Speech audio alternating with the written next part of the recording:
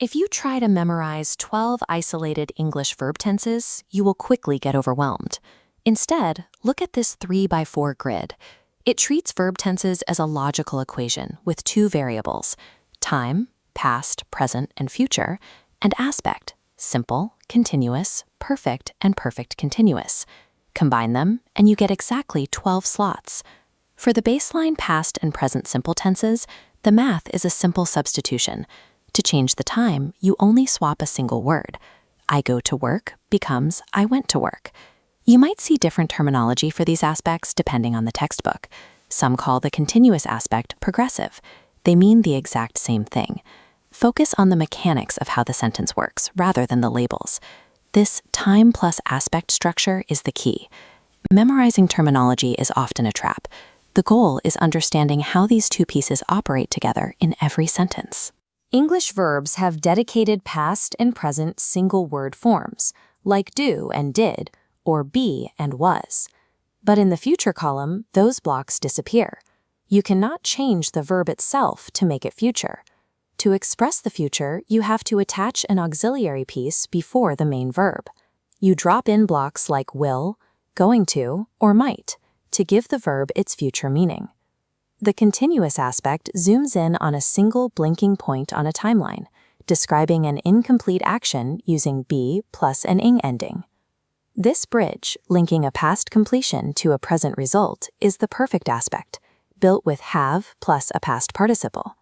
Moving beyond simple verbs provides the precision needed to describe duration and completion, rather than just stating that an event happened. Morph the bridge and magnifying glass to get the perfect continuous. It connects 2 points in time while showing an incomplete action. The master formula is have plus been plus a verb ending in ing. To shift times, only the word have changes. Let's practice. Transform the simple sentence, I walk through the forest, into all 3 perfect continuous forms. Pause the video. The answers: I had been walking, I have been walking, and I will have been walking. Notice the highlighted word been. A sentence like I will have been walking may look intimidating, but it is a predictable combination of simple variables acting together.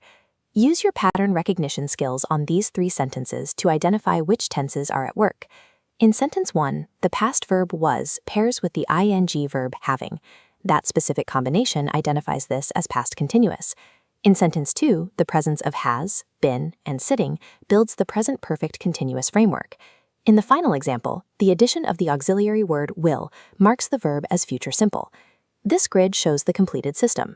The time dictates when the action happens, while the aspect dictates how it happens. Screenshot this matrix to use as a reference guide whenever you need to build or identify a complex sentence. English fluency relies on this underlying structural grid.